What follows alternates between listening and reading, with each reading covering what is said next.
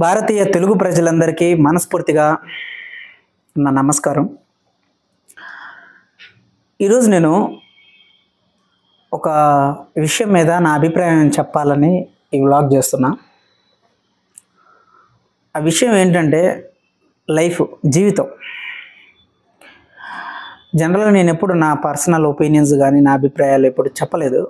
ఎప్పుడు పుస్తకాల ద్వారా మాత్రమే చెప్పా. కానీ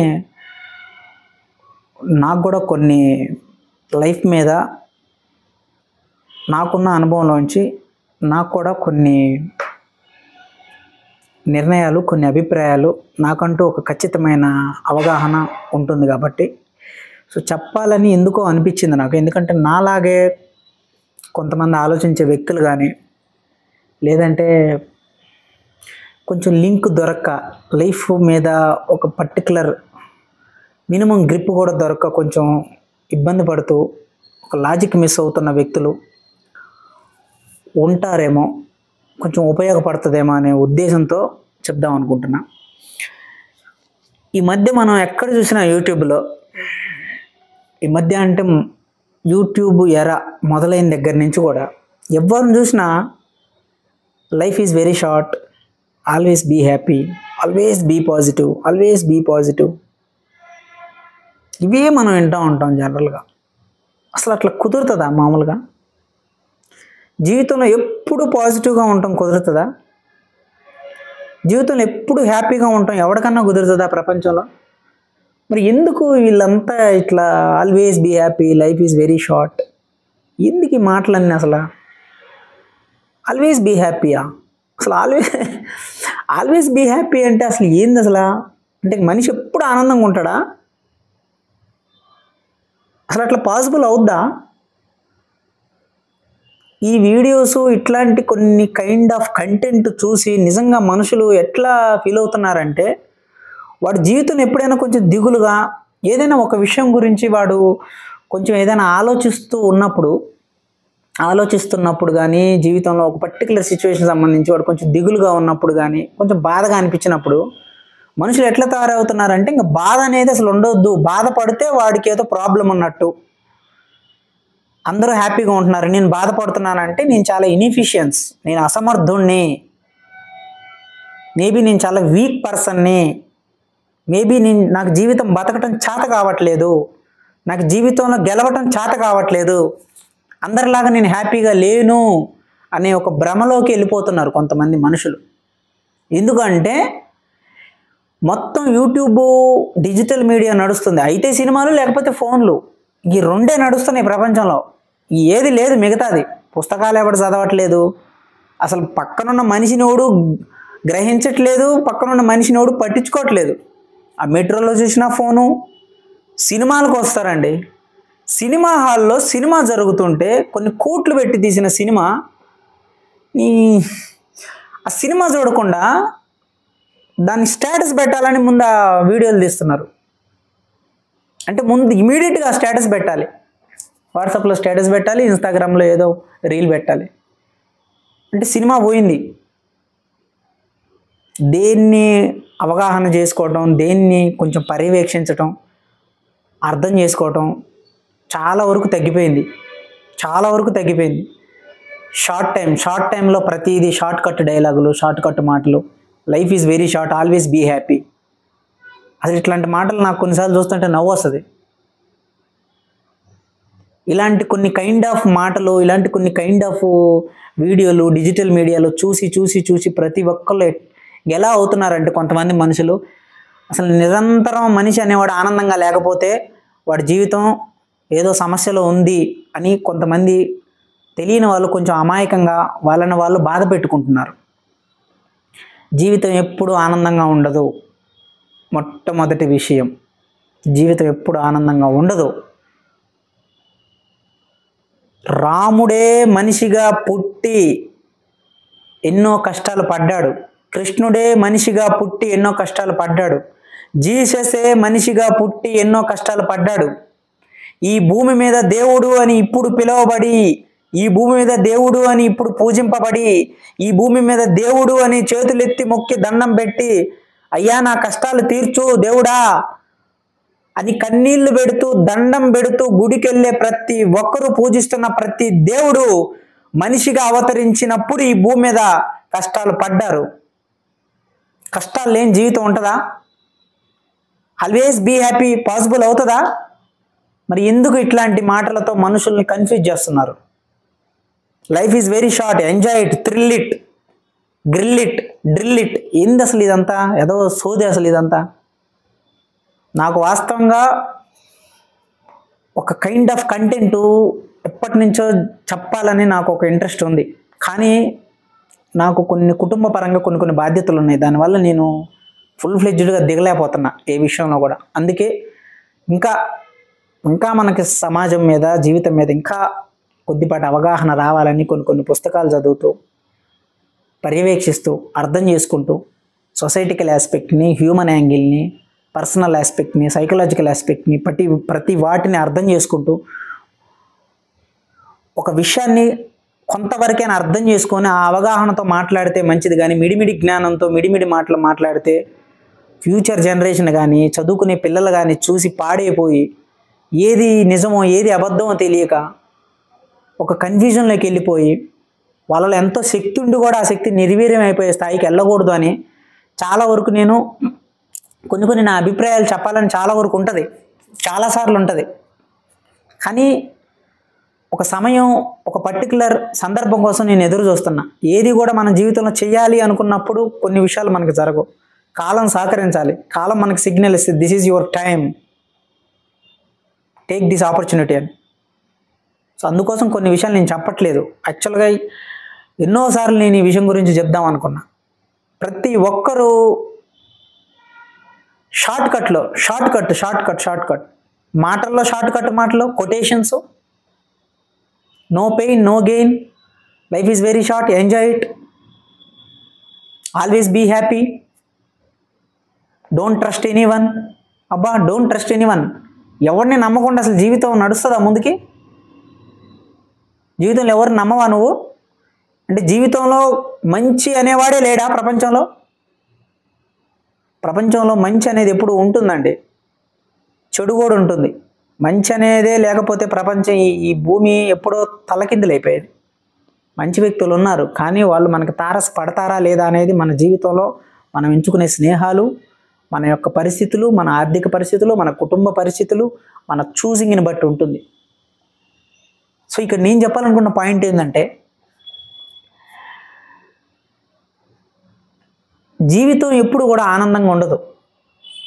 జీవితంలో కష్టాలు ఉంటాయి, కన్నీళ్ళు ఉంటాయి, బాధలు ఉంటాయి, సంతోషం ఉంటుంది, ఆనందం ఉంటుంది, బాధ్యతలు ఉంటాయి, అవమానాలు ఉంటాయి, భారాలు ఉంటాయి, బంధాలు ఉంటాయి, ఓటమి ఉంటుంది, గెలుపు ఉంటుంది. వీటన్నిటిని కలిపి జీవితం అంటారు. మనిషి ఎప్పుడైనా సరే వీటన్నిటిని కలిపే జీవితం ఉంటుంది. వీటిలో ఏ ఒక్కటి లేకపోయినా జీవితంలో నీకు దాని లాజిక్ అర్థం కాదు. 24 గంటలు ఏసీలో పడుకొని ఎండలోకి వచ్చినప్పుడు ఎండ యొక్క ఇంటెన్సిటీ నీ చర్మానికి ఎట్లా తగులుతుంది?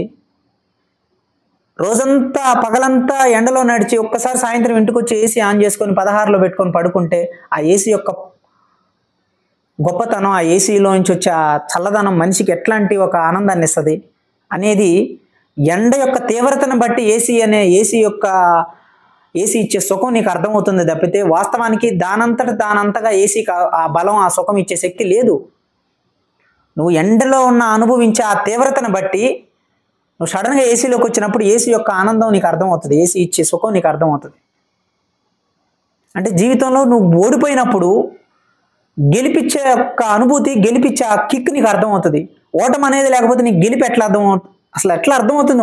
How can it is possible? నీ కడుపు ఆకలి కాలినప్పుడే కదా అన్నం విలువ అర్థమయ్యేది.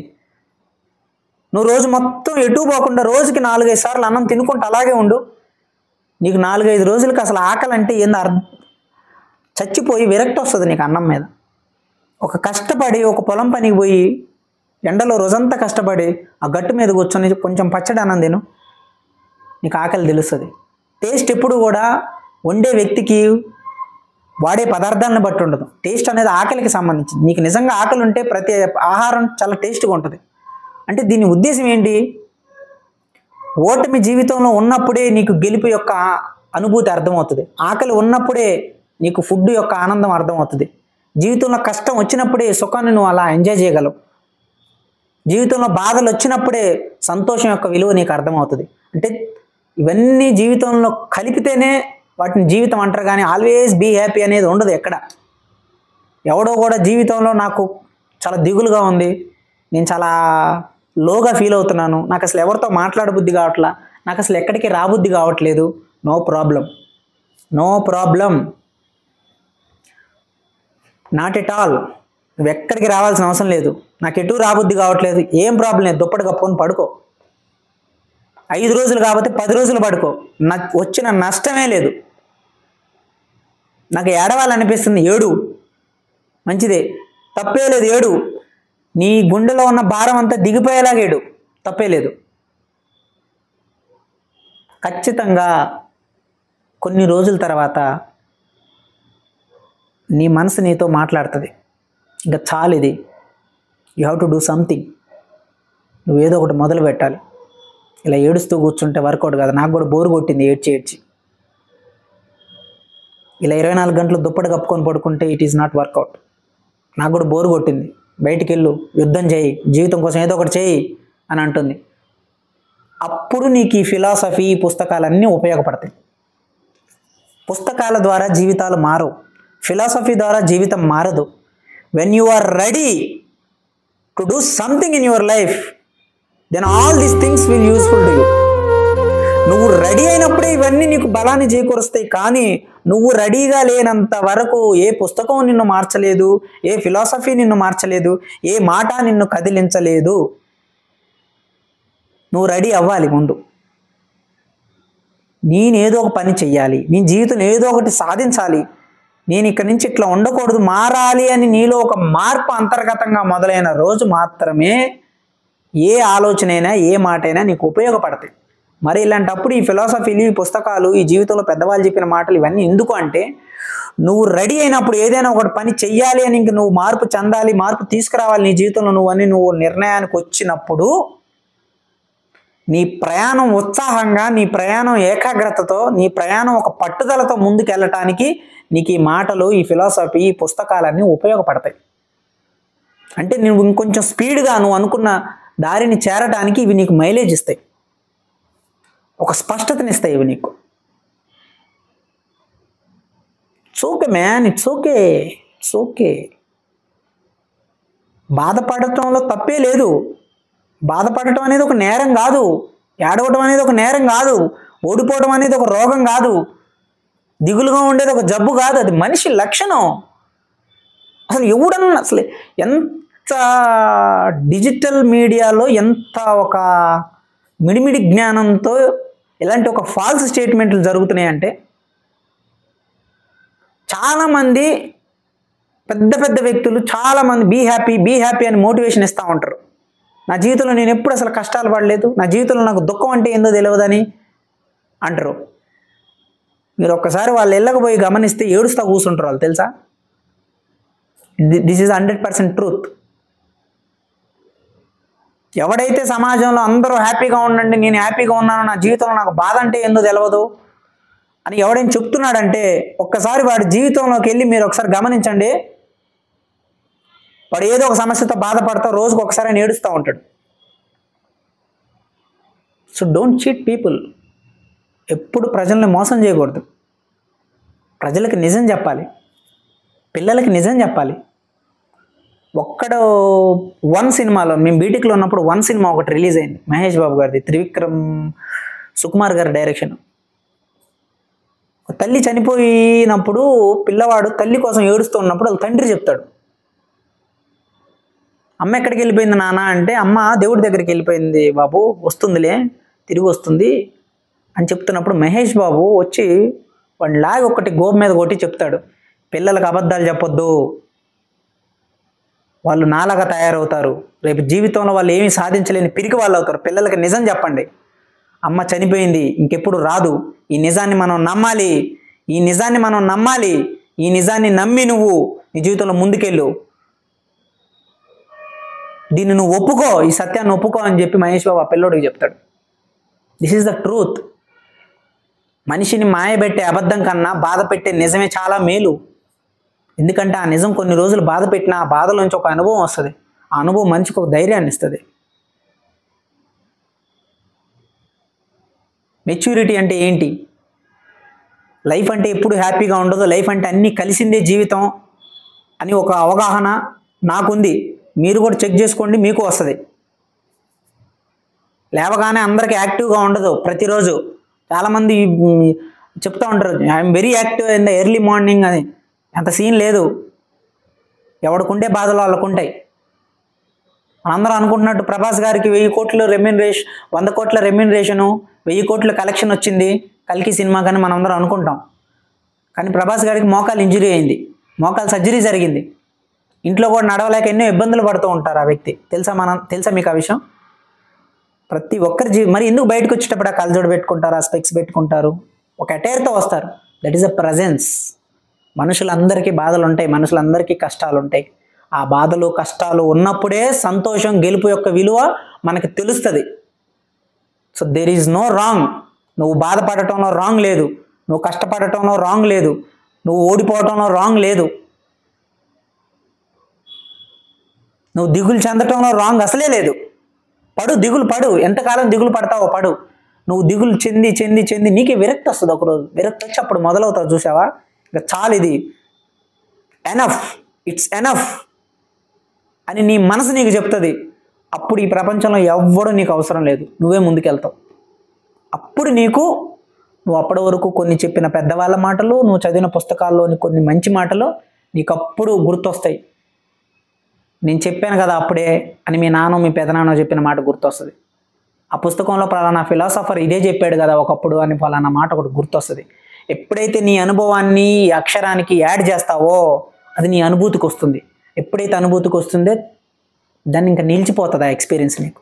అప్పుడు నువ్వు ఏదైనా నీ తర్వాత తరానికి కానీ నీ పిల్లలకు కానీ ఏదైనా చెప్పగలుగుతావు. మొన్న నేను మా ఫ్రెండ్ వికారాబాద్లో, మా ఫ్రెండ్ వాళ్ళ ఫాదర్ చనిపోయారు. మామూలుగా నేను వెళ్ళా.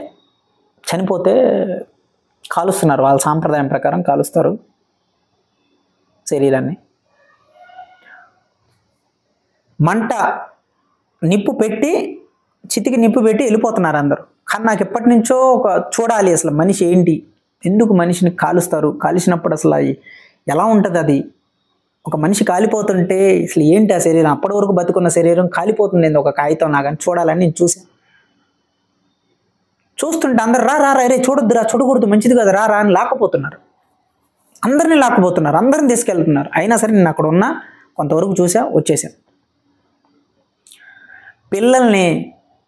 చిన్న పిల్లల్ని 10 సంవత్సరాల పిల్లల దగ్గర నుంచి ఇంకా ఎంత వయసు ఉన్న వాళ్ళైనా సరే కాలం చేసిన వ్యక్తుల దగ్గరికి తీసుకెళ్ళి చెప్పాలి. ఇదేంటి అని అడిగినప్పుడు ఆ పిల్లలకి చెప్పాలి. దీన్ని మరణం అంటారు, దీన్ని ఎవడు తప్పించుకోలేడు. కోట్లకు అధిపతి అయిన బిల్ గేట్స్ అయినా, కట్టిక పేదరికంలో బతుకుతున్న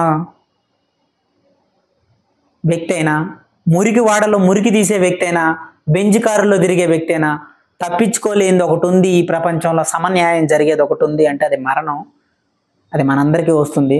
గుర్తుపెట్టుకో, రేపు నాకు కూడా వస్తుంది. అప్పుడు ఒక కొడుకుగా నువ్వు ఇది కాలంలో ఒక భాగం అని గుర్తుపెట్టుకొని నీ జీవితంలో నువ్వు ముందుకెళ్ళాలి తప్పించి చావుని నువ్వు మనసులోకి తీసుకొని నీ జీవితంలో ఎదుగుదలను నువ్వు ఆపుకోకూడదు అని ఆ పిల్లగాడికి చెప్పగలగాలి ఒక తండ్రి. చెప్పాలి. ప్రతి చనిపోయిన శరీరం దగ్గరికి, కాలం చేసిన వ్యక్తుల దగ్గరికి తీసుకెళ్ళి ఒక దండ తీసుకెళ్ళి వీళ్ళ చేత వేయించి దీన్ని మరణం అంటారు, ఇది జీవితంలో అందరికీ వస్తుంది, నాకు కూడా వస్తుంది రేపు, నేను ఉన్నంత వరకే నేను చదివించగలను, అందుకే నేను ఈరోజు ఇంత కష్టపడి నేను నిన్ను చదివిస్తున్నాను. ఇది నీ జీవితం, నీ జీవితంలో నువ్వు నీ కాళ్ళ మీద నిలబడటానికి కావాల్సిన కొంత శక్తిని మాత్రమే నేను నీకు ఇస్తాను, కానీ నీ జీవితం నువ్వే నడవాలి. నేను ఉన్నంత వరకు నీకు తోడ్పాటు చేస్తా. నా కాలం తర్వాత ఇది కాల చక్రంలో ఈ మరణం అనేది ఒక భాగం అని తెలుసుకొని దీని గురించి నీ జీవితంలో లక్ష్యాన్ని నువ్వు చేరుకోకుండా నిరంతరం నా మీద దిగులతో నువ్వు బతకొద్దు అని ఆ ఆ వ్యక్తికి, ఆ పిల్లలకి మనం జ్ఞానం నేర్పాలి. లేకపోతే ఈ రోజుల్లో చాలామంది సడన్ డెత్తులు చూసి, అరే ఎవరన్నా చనిపోతే అసలు పోనివ్వరు, చుట్టానికి పోనివ్వరు, తప్పంటారు, వద్దంటారు, అదంటారు, ఇదంటారు, మూఢనమ్మకాలు. పోనిస్తే కదా వాడికి అసలు చావేందో ఏందో. పక్కింట్లో ఎవరో చనిపోతారు, కనీసం మన పిల్లగాడిని వాడిని అవతల బజారుకి పోనీయం, ఆ పక్కింటికి పోనీయం. వాళ్ళు ఎందుకు ఏడుస్తున్నారో, వాళ్ళ బాధ ఏందో, ఒక మనిషిని కోల్పోయిన ఇంట్లో ఎంత బాధ ఉంటుంది. ఆ మనుషులు అన్నం తినకపోతే, శక్తి లేకపోతే, పక్కన వాళ్ళు నోట్లో అన్నం తెచ్చి పెడుతుంటే వాళ్ళు తినుకుంటూ కూడా ఆ కన్నీళ్ళు ఏడుస్తుంటే, ఒక మనిషిని కోల్పోయిన హృదయం బాధ ఎలా ఉంటుందో ఈ వ్యక్తికి తెలియజేయనిరా పిల్లగాడికి. తీరా ఆ ఇంట్లోనే ఒక వ్యక్తిని కోల్పోయినప్పుడు వీడి గుండె బ్రేక్ అయిపోతుంది, వీడి గుండె పగిలిపోతుంది. ఎందుకంటే వీడికి ఎక్స్పీరియన్స్ లేదు కదా. అప్పటి వరకు ఆ బజార్లో ఉన్న అందరిళ్ళల్లో ఎంతోమంది కాలం చేశారు. అది ఎవ్వడికి ఆ మరణం వీడి గుండెని ఎప్పుడు తాకలేదు. ఎందుకంటే వీడికి అసలు పరిచయం లేదు. అది వాడి దగ్గరికి తీసుకెళ్ళలేదు, వాడికి అది ఏంటో చెప్పలేదు, అసలు ఏందో తెలియలేదు. ఎవడో చనిపోయాళ్ళే, వెళ్ళిపోయారు, మనకెందుకు, మన ఇంట్లో మనం టీవీ పెట్టుకున్నాం, చూసుకున్నాం, పడుకున్నాం అని పిల్లగాడిని కాపాడుకొచ్చారు. రేపు మన ఇంట్లోనే ఆ మరణం ఆ పిల్లగాడు చూసినప్పుడు వాడు తట్టుకోలేడు. So we have to train them. ఇది రెండో విషయం. ఒకటి లైఫ్ అంటే అన్నీ కలిసి ఉండేదాన్ని లైఫ్ అంటారు. So there is no wrong in depression, there is no wrong in disappointment, there is no wrong in losing. ఓడిపోవడానికి, దిగులు చెందటానికి, బాధలో ఉండటానికి, దుఃఖంలో ఉండటానికి తప్పే లేదు. ఉండొచ్చు, ఉండండి, అదే జీవితం. ఎంతవరకు ఉంటారో మీ మనసు అంతవరకు ఉండి అందులోంచి మెచ్యూరిటీని పొంది బయటకు వస్తుంది. ఆ బయటకు వచ్చినప్పుడు మీ మనసే మీకు ఒక ఆయుధంగా నిలబడుతుంది. ఇది మొదటి విషయం. రెండో విషయం, మరణం అనేది నిరంతరం తథ్యం ఎవరికైనా అనే విషయాన్ని 10 సంవత్సరాలు దాటిన తర్వాత ప్రతి పిల్లగాడికి తెలియజేయాలి మనం. ఈ జీవితంలో ఎవడో శాశ్వతం కాదు, ఈవెన్ తల్లిదండ్రి అయిన మేము కూడా శాశ్వతం కాదు. ఏదో ఒక రోజు ఈ మరణం మమ్మల్ని తాకినప్పుడు నువ్వు ఇది కాలక్రమంలో ఒక భాగం అని తెలుసుకోవాలని అతనికి అనుభవపూర్వకంగా తెలియజేయాలి. చనిపోయిన వ్యక్తుల దగ్గరికి తీసుకెళ్ళి చూపించి, దండం పెట్టించి, దేవుడి దగ్గరికి వెళ్ళిపోయారు అనే ఒక జ్ఞానాన్ని వాళ్ళకి నేర్పగలగాలి. ఊరికి భగవద్గీత చెప్పి ఒక శ్లోకం చెప్తే అర్థం కాదు జనాలకి. ఇది 2. మూడో విషయం,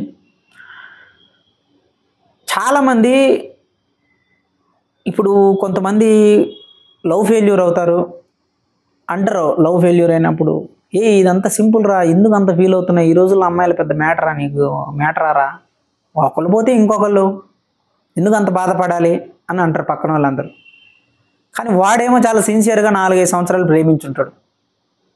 మనమేమో సింపుల్ రా, లైట్ వదిలే అంటాం. ఎట్లా? ప్రేమించింది వాడు, ఆలోచించింది వాడు, మనసు పడింది వాడు. ఒక్కసారిగా 5-6 సంవత్సరాలు అంత అటాచ్మెంట్లో ఉన్నాడు, ఒక్కసారి బయట రావాలంటే టైం పడుతుంది. సో మనం వాడిని వదిలేయాలి. అక్కడ ఫిలాసఫీలు, మన యొక్క ఎక్స్పీరియన్స్లోంచి వచ్చే మాటలు, నాకు కూడా లవ్ ఫెయిల్యూర్ అయిందిరా, నేను 2 రోజుల్లో ఎంత పక్కకు వదిలేసాను, ఇదంతా నాన్ సెన్స్ అని అంటే వాడికి అది వర్కౌట్ కాదు. ఎవడి స్ట్రెంగ్త్ వాడిది, ఎవడి ఆలోచన స్థాయి వాడిది. వాడు ఆ బాధలోనే ఉండాలి, వాడు ఆ బాధను అనుభవించాలి 4-5 నెలలు, అవసరమైతే సంవత్సరం. కరెక్ట్గా వాడు అందులోంచి బయటకు వస్తాడు. వాడు ఇంకా చాలు ఇది అని వాడి మనసే వాడికి గుణపాఠం చెప్తుంది. అప్పుడు మొదలు పెడతాడు వాడు జీవితం. ఎవరు చెప్పాల్సిన అవసరం లేదు. ఎవడు ఊహించిన స్థాయి కన్నా పైకి ఎదుగుతాడు వాడు. ఎందుకంటే he became from his own experience. This is third point. కానీ ఈ మొత్తం నేను చెప్పాలనుకున్న ఉద్దేశంలో పాయింట్ ఏంటంటే మెయిన్గా ఏది కూడా అతి కాకూడదు. ఏది అతి అయిందో అక్కడ ఇంకా డ్యామేజ్ అయిపోతాం మనం. మీ మనసు మీకు ఒక సిగ్నల్ ఇస్తుంది, ఇట్స్ ఎనఫ్, ఇక చాలు, మొదలుపెట్టు అని.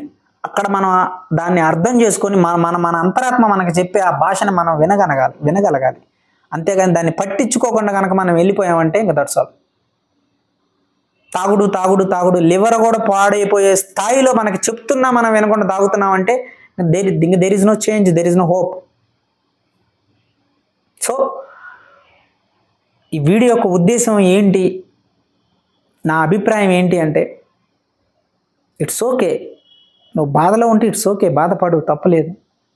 నువ్వు దుఃఖంలో ఉంటే ఇట్స్ ఓకే, ఎన్ని రోజులు దిగులుగా ఉంటావు అన్ని రోజులు దిగులుగా ఉండు.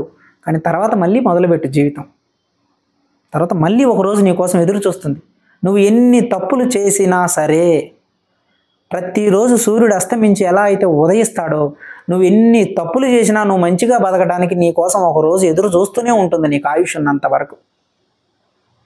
ఈ ప్రపంచంలో అవమానం జరిగింది, నన్ను ఇంకా పట్టించుకోరేమో, ఎన్ని చల్తన్నాయి. నువ్వు బట్టలు ఇడిసి రోడ్డు మీద తిరిగినా 4వ రోజుకి నిన్ను ఎవడు గుర్తుపెట్టుకోడు. ఎందుకంటే ఎవడి జీవితంలో వాడు బిజీ అయిపోయాడు. నీకు జరిగిన అవమానం కూడా గుర్తుండదు. ఎండ్ ఆఫ్ ద డే నిన్ను అవమానించినోడు ఈ భూమి మీద ఉండడు, నువ్వు ఈ భూమి మీద ఉండవు. Because we are here just for 60 years 60 సంవత్సరాలు అంతే. ఈ 60 సంవత్సరాలు ఒక బెర్ర, ఒక జంతువు. ఇంకొక పాయింట్ గుర్తొచ్చింది కరెక్ట్గా, చాలామంది కొంచెం జంతువుల్ని సింబాలిక్గా చూపెడుతున్నారు. కుక్క చూసావా ఎట్లా పడుకుందో ప్రశాంతంగా, మనిషి అట్లా పడుకోవచ్చు కదా. కుక్క చూసావా ఏ ఇల్లు లేదు, తనకి హాయిగా ఉంది, మనిషి కూడా అట్లా ఉండొచ్చు కదా. పక్షి చూసావా ఆకాశంలో ప్రశాంతంగా ఎగురుతుంది, దానికి ఏ ఇల్లు ఏ బట్టలు లేవు, ఏ కోరికలు లేవు. మనిషే ఇట్లాంటి ఒక తుచ్చమైన జీవి, వీడికి ఎప్పుడు కోరికలు ఆశలు, ఇల్లు కట్టుకోవాలి, పెద్ద గొప్పవాడిని అవ్వాలి అని ఉంటుందని ఇది ఒక కైండ్ ఆఫ్ సిరీస్ ఎక్కువ మాట్లాడుతూ ఉంటారు మనుషులు. అంటే వాళ్ళందరి దృష్టిలో మనుషులు జంతువులు ఒకటేనా? మనిషికి జంతువుకి తేడా లేదా? మనిషి జంతువు ఒకటైనప్పుడు మరి జంతువులను కూడా మనుషులని ఎందుకు అనకూడదు? మనిషి వేరు, జంతువు వేరండి. మనిషికి వచ్చే జీవితాన్ని, మనిషి బతుకుతున్న జీవితాన్ని మీరు జంతువు బతికే జీవన శైలితో అర్థం చేసుకోవడానికి ప్రయత్నించొద్దు. జంతువు బతికే జీవన శైలితో పోలికని పెట్టి ఒక విషయాన్ని చెప్పడానికి ప్రయత్నించొద్దు. అది కుదిరే పని కాదు. It is incompatible. అది సరైన పోలిక కాదు. ఒక మనిషిని ఇంకొక మనిషితో పోల్చి, ఇదిగోరా నీకు బెంచ్ కార్ ఉంది, నీకు బంగ్లా ఉంది, నీకు ఏసీ రూమ్ ఉంది, నీకు కావాల్సిన బ్రాండెడ్ బట్టలు ఉన్నాయి, చిన్నప్పటి నుంచి నీకు కష్టం తెలియకుండా మేము ఇన్ని సౌకర్యాలు ఇచ్చాం, కనీసం నువ్వు పాస్ కూడా అవ్వలేదు. వాడు గుడిసెలో ఉన్నాడు, సరైన కరెంటు లేదు, సరైన తిండి లేదు, కానీ వాడు కష్టపడి పైకి వచ్చాడు. ఒకసారి అర్థం చేసుకో, ఆ వ్యక్తి దగ్గరికి వెళ్ళి నేర్చుకో అని ఆ వ్యక్తితో పోలిక పెట్టడం అనేది కరెక్ట్. ఎందుకంటే because they both are belongs to the same entity. ఒక జంతువుకి మనిషికి పోలిక పెట్టి జంతువు ప్రశాంతంగా పడుకుంది, మనిషి ప్రశాంతంగా లేడు. జంతువుకి బట్టలు లేవు, మనిషికి బట్టలు ఉన్నాయి. జంతువుకి ఇల్లు లేవు, ఆనందంగా ఉంది, మనిషికి ఇల్లు కావాలని పోలికలు పెట్టుకొని నిరంతరం అస్తవ్యస్తం పడుతూ ఉంటాడు. This is a very very wrong. ఏది కరెక్ట్ ఇన్ఫర్మేషనో ఏది రాంగ్ ఇన్ఫర్మేషనో నిర్ణయించడానికి నేను రాలేదు. నాకు అంత శక్తి లేదు. నేను చాలా సామాన్యుడిని. మా నాన్న లారీ డ్రైవర్. నేను చాలా సామాన్యమైన వ్యక్తిని. కాకపోతే నా 30 సంవత్సరాల జీవితంలో నేను కొంతవరకు జీవితాన్ని అర్థం చేసుకున్న విషయంగా చెప్తున్నాను. మనిషికి జంతువుకి తేడా మనిషికి ఆలోచన అనేది ఒకటి ఉంది. ఒక కుక్క రోడ్డు మీద ఒక పక్షి చనిపోతే ఒక కుక్క దాన్ని తొక్కుకుంటూ వెళ్ళిపోతుంది. కానీ మనిషి ఆ పక్షిని చచ్చిపోయి ఉంటే కనీసం పక్కకు లాగుతాడు. అరే ఆ పక్షి చనిపోయింది అని మనసులో కొంచెమైనా తక్కువ ఒక్కరమైన ఫీలింగ్ వస్తుంది. That is a humanity. మానవత్వం అంటే అది. జంతువులన్నిటి నుంచి మనల్ని వేరు చేస్తుంది మనలో ఉండే ఒక మానవత్వం, మనలో ఉండే మన ఇంటెలిజెన్సు, మన ఆలోచన. ఒక బెర్ర పుట్టింది, గడ్డి తిన్నది, మోసింది, తౌడు తాగింది, చచ్చిపోయింది.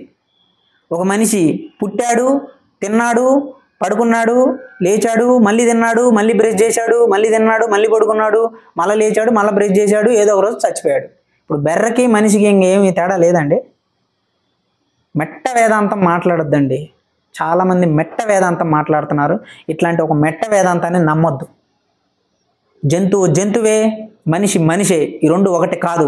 కాకపోతే నీలో ఉన్న ఒక మానవత్వం ప్రకారం, నీలో ఉన్న ఒక సమాజ సేవ, ఒక విశాలమైన భావంతో జంతువుల్ని హింసించొద్దు అంతే. అంతవరకు చాలు. ఇంకా ఓవర్ యాక్షన్ చేయొద్దు. ఇంకా జంతువుల్లాగా మనుషులు బతకాలి, జంతువుల్లాగా మనుషులు బతకాలంటే ఇంకా రోడ్ల మీద తిరిగి ఇంకా బట్టలిప్పి కుక్కలాగా so this is my view and my strong points on life. ఇప్పటి వరకు నేను చూసిన జీవితంలో నేను అర్థం చేసుకున్నదే, కొంతవరకు నాకు అవగాహన అయింది ఇది. సో ఎప్పుడు కూడా జీవితంలో మీరు ఊహించింది జరిగినప్పుడు, మీరు ఊహించింది జరగటమే జీవితంలో ఒక భాగం అని గుర్తించండి. మొన్న నేను ఇందాక ఒక వీడియో చూసిన, ఎక్కడో ఈ తెలంగాణ మారుమూల ప్రాంతంలో ఒక అమ్మాయి ఏదో ఒక ఇల్లీగల్ రిలేషన్షిప్ పెట్టుకుంది వేరే వ్యక్తితో. ఆల్రెడీ అమ్మాయి మ్యారీడ్. ఆ విషయం ఇంట్లో వాళ్ళకి తెలిసింది. తన భర్త అంగీకరించాడు, ఇంకొకసారి ఇట్లాంటి తప్పులు నువ్వు చేయొద్దు అన్నాడు. ఆ అమ్మాయి కూడా మనస్ఫూర్తిగా అంగీకరించి ఆ తప్పును తెలుసుకొని క్షమించమని అడిగింది. తన భర్త క్షమించాడు, అత్తమామలు కూడా క్షమించారు. That's all. ఇంక అక్కడితో అయిపోయింది కదా. కానీ ఈ అమ్మాయి తరపున ఉన్న పెద్దమ్మ, ఈ అమ్మాయి తరపున ఉన్న వాళ్ళ పెద్దమ్మ కొడుకు అంటే అన్న అవుతాడు ఈ అమ్మాయికి, వాళ్ళ పెద్దమ్మ వాళ్ళ అన్న, వీళ్ళిద్దరూ ఈ అమ్మాయి గురించి సూటిపోటి మాటలు మాట్లాడి, పిచ్చి పిచ్చి మాటలు మాట్లాడి, ఈ అమ్మాయి చేసిన తప్పుని ఊరంతా ప్రచారం చేసి, చివరికి ఆ అమ్మాయి వీళ్ళు చేసే ప్రవర్తనకి, వీళ్ళు అనే సూటిపోటి మాటలకి, వీళ్ళు దెప్పి పొడుగులకి ఆ అమ్మాయి మనస్తాపానికి గురయ్యి, ఆ అమ్మాయిని పెళ్లి చేసుకున్న తన భర్త ఇద్దరు కూడా డిసైడ్ అయ్యి దే కమిటెడ్ సూసైడ్. వాళ్ళిద్దరూ ఆత్మహత్యాయత్నం చేశారు. వాళ్ళు ఈరోజు బ్రతికి లేరు. ఇప్పుడు ఏమనాలి దీన్ని? శివుడాజ్ఞ లేనిదే చీమైనా కుట్టదు అంటారు కాబట్టి ఇప్పుడు మనం అది వేరే సబ్జెక్ట్. యాక్చువల్గా ఇది చాలా పెద్ద సబ్జెక్టు. ఈ దేవుడు ఉన్నప్పుడు సమాజంలో అసలు ఇట్లాంటివి ఎందుకు జరుగుతున్నాయి అనేది నాకు చిన్నప్పటి నుంచి ఉంది ఈ ఆలోచన. దాని గురించి మనం సపరేట్గా ఎప్పుడైనా మాట్లాడుకుందాం. కానీ ఇప్పుడు దీన్ని దేవుడు నిర్ణయం అని వదిలేయాలా? సో మీరు అర్థం చేసుకోవాలి ఈ విషయం కూడా. వాళ్ళు ఎందుకు ఆత్మహత్యాయత్నం చేశారంటే, మమ్మల్ని అవమానించారు, మాకు అవమానం జరిగింది అనే దాన్ని వాళ్ళు చాలా సీరియస్గా తీసుకున్నారు, తట్టుకోలేకపోయారు. అంటే జీవితంలో ఇట్లాంటిది ఒకటి జరగదు, ఇలాంటి అవమానాలు అసలు జరగవు, ఇలాంటి అవమానాలు జరుగుతుందంటే అది జీవితం అనబడదు, అంటే ఎవరికీ జరగంది మనకు జరిగింది కాబట్టి ఇంకా మనం జీవించట్లేదు, ఈ జీవితం వ్యర్థం అని వాళ్ళు డిసైడ్ అయ్యారు. జీవితంలో అవమానాలు అనేవి కూడా ఒక భాగం అని తెలుసుకోవాలి. ఎంతటి అవమానమైనా సరే కాలంతో పాటు నయం అవుతుంది, ఇంటెన్సిటీ ఉండదు. ఆ అవమానం కొన్ని రోజులు కాలగర్భంలో కలిసిపోతుంది. నువ్వు నిజంగా క్యారెక్టర్ ఉందా నీకు లేదా, నువ్వు నిజాయితీగా ఉన్నావా లేదా అనేది కొంచెం గమనించుకోవాలి. బట్ అయితే ఇది చెప్పడానికి చాలా సులువుగా ఉంటుంది, కానీ దీన్ని మనం అర్థం చేసుకోవాలి. నువ్వు ఊహించింది జరగటమే జీవితం అనే విషయం నువ్వు అర్థం చేసుకోవాలి. అది ఎలా అర్థమవుతుంది? అది ఇట్లా నేను ఒక మాట చెప్పడం వల్ల, నాలాంటి కొంత అభిప్రాయం ఉన్న వాళ్ళు కొన్ని మాటలు చెప్పడం వల్ల, ఇంట్లో పేరెంట్స్ కొన్ని విషయాలు చెప్పడం వల్ల వాళ్ళు అండర్స్టాండ్ చేసుకుంటారు. ఓకే, జీవితం అంటే అన్నీ కలిసిందే జీవితం. బాధలు వస్తాయి, సంతోషం వస్తుంది, కన్నీళ్ళు వస్తాయి, కష్టాలు వస్తాయి, గెలుపు వస్తుంది, ఓటమి వస్తుంది, అవమానాలు జరుగుతాయి, అభినందన జరుగుతుంది, ప్రశంసలు జరుగుతాయి. ఇవన్నీ అర్థం చేసుకోవాలి. అలా కాకుండా అవమానం జరగంగానే అంటే అవమానం జరిగితే అది జీవితం కాదు అని ఒక బలమైన నిర్ణయానికి వచ్చారు వాళ్ళు. అందుకే వాళ్ళిద్దరూ ఆత్మహత్యాయత్నం చేశారు. అన్నీ కలిసిందే జీవితం, అది గుర్తుపెట్టుకోవాలి మనం. ఈ జీవితంలో అన్నీ కలిసి ఉంటాయి. ఏది ఒక్కటే పుట్టుకతో పాటే, ఏది పుట్టుకతోనే సంతోషం, పుట్టుకతోనే ఆనందం వస్తుందని ఎవరు మనకి ఐఎస్ఐ మార్కు గుద్ది మన జీవితం మీద నుదుటి మీద రాదు. అన్నీ ఉంటాయి, అవి ఉండాలి కూడా. అవి ఉన్నప్పుడే నీకు ఈ మిగతా జీవితంలో విలువైన వాటి విలువ నీకు అర్థమవుతుంది. ఇది మనం అర్థం చేసుకుంటే ఓకే, లైఫ్ అన్నాక అన్నీ జరుగుతాయి, ఏవేవో జరుగుతాయి, లెట్ ఇట్ బి. ఇందులో మన తప్పేమైనా ఉందా? నేర్చుకుందాం. మన తప్పేమి లేదా? Let it be. జరగాల్సింది జరుగుతుంది. నేను చేయాల్సిన పనులు ఏమైనా ఉన్నాయా? నా జీవితం కూడా చాలా లిమిటెడ్ అని అర్థం చేసుకోవాలి. సో స్వామి వివేకానంద గారి మాట ఒకటి చెప్పి సెలవు తీసుకుంటా ఈరోజు. నేను బీటెక్ సెకండ్ ఇయర్లో ఉన్నప్పుడు నాకు ఇంగ్లీష్ రాదు పెద్దగా, ఇప్పుడు కూడా రాదు నాకు ఇంగ్లీషు. ఏదో కొంచెం మేనేజ్ చేస్తూ ఉంటాం అంతే. ఇంగ్లీష్ రాకపోవడం వల్ల లైబ్రరీలో ఎక్కడెక్కడ తెలుగు పుస్తకాలు ఉన్నాయా అని వెతికేది, మరి వెతికి తెలుగు పుస్తకమే చదివేది. తెలుగు పుస్తకాలు అంటే ఇంజనీరింగ్ నేను ఎలక్ట్రికల్ బ్రాంచ్, యాక్చువల్గా ఇంజనీరింగ్ సంబంధించిన పుస్తకాలు కాదు, ఏమైనా రెగ్యులర్ టాపిక్స్ ఉండే పుస్తకాల కోసం వెతుకుతూ ఉండేది. విద్యార్థి మాసపత్రిక అనే ఒక తెలుగు పుస్తకం వస్తుంది. అందులో ఆ తెలుగు పుస్తకంలో తెలుగు పుస్తకం కదా అని చదువుదామని ఉంటే అందులో కొన్ని ఇంగ్లీష్ కొటేషన్స్ కూడా ఉన్నాయి. కానీ ఇంగ్లీష్ కొటేషన్స్కి కింద తెలుగు తాత్పర్యాలు, తెలుగు సారాంశం, తెలుగు అర్థాలు కూడా ఉంటాయి. దానికి ఆ కొటేషన్కి, ఆ ఇంగ్లీష్ కొటేషన్కి క్లియర్ అర్థం కింద రాస్తారు. అది స్వామి వివేకానంద చాప్టర్ ఒకటి ఉంటుంది ఆ విద్యార్థి మాసపత్రికలో. ఆయన చెప్పిన మాటలు, ఒక రాజు, చాలా డబ్బున్న రాజు, చాలా గొప్ప రాజు, ప్రజల చేత మన్ననలు పొందిన చాలా గొప్ప రాజు, జీవితంలో అతను అనుభవించాల్సిన ప్రతిదీ అతనికి ఉంది, జీవితంలో అన్నీ తను అనుభవించాడు, ఆనందపు అంచులు ఏంటో చూశాడు, ఎన్నో భోగాలు అనుభవించాడు. కానీ ఒకరోజు స్వామి వివేకానంద దగ్గరకు వచ్చి, స్వామి నాకు జీవితం అంటే ఎన్నో అర్థం కావట్లేదు, అసలు నాకు చాలా ఉంది, ఎన్నో ఉన్నాయి, but I don't know what is life, నాకు ఒకసారి చెప్తారా ఏంది జీవితం అంటే అని అడిగినప్పుడు స్వామి వివేకానంద గారు ఒక మాట చెప్తారు అక్కడ. The life is unfoldment and development of a being under circumstances tending press it down అంటాడు. A life is unfoldment and development of being under circumstances tending press it down అని ఉంటుంది. ఇప్పుడు మీకు ఎట్లా అర్థం కాలేదు, నాకు అప్పుడు అసలుగా అర్థం కాలేదు, ఏంది అసలు ఇది అనుకున్నా. నేను అర్థం కాక ఇమీడియట్గా తెలుగు అర్థంలో చూసిన. దాని అర్థం ఏంటంటే, జీవితంలో పరిస్థితులు నిన్ను ఎప్పటికప్పుడు లొంగదీయటానికి ప్రయత్నిస్తున్నప్పటికీ లొంగిపోనిదే జీవితం అన్నాడు. ఏముంది ఇందులో అంత స్పెషల్? ఓకే, ఎన్ని కష్టాలు వచ్చినా జీవితంలో ఎదుర్కోవాలి అని చెప్పాడు కదా, ఇందులో పెద్ద అర్థం ఏముంది అని నాకు అర్థం కాల. బయటకు వచ్చా, మళ్ళీ ఎందుకో ఇంకోసారి చదువుతాం, ఏదో లాజిక్ ఉంది, ఇంత సింపుల్గా చెప్పడే, ఇందులో ఏదో అర్థం ఉంటుందని మళ్ళీ లైబ్రరీకి వెళ్ళి మళ్ళీ రెండోసారి కూర్చొని చూసా. అప్పుడు లాజిక్ అందింది. జీవితంలో పరిస్థితులు నిన్ను ఎప్పటికప్పుడు లొంగ తీసుకోవటానికి ప్రయత్నిస్తున్నప్పటికీ లొంగిపోనిదే జీవితం అని అన్నాడు. So very very important point ఇక్కడ. లొంగిపోనిది జీవితం అన్నాడు కానీ లొంగిపోకూడదు అనలేదు స్వామి వివేకానంద గారు. That is the very important point here. జీవితంలో నీకు ఎన్ని కష్టాలు వచ్చినా నువ్వు లొంగిపోకూడదురా, జీవితంలో ఏ సమస్యలు వచ్చినా నువ్వు ఎదిరించాలరా అంటలేదు ఆయన.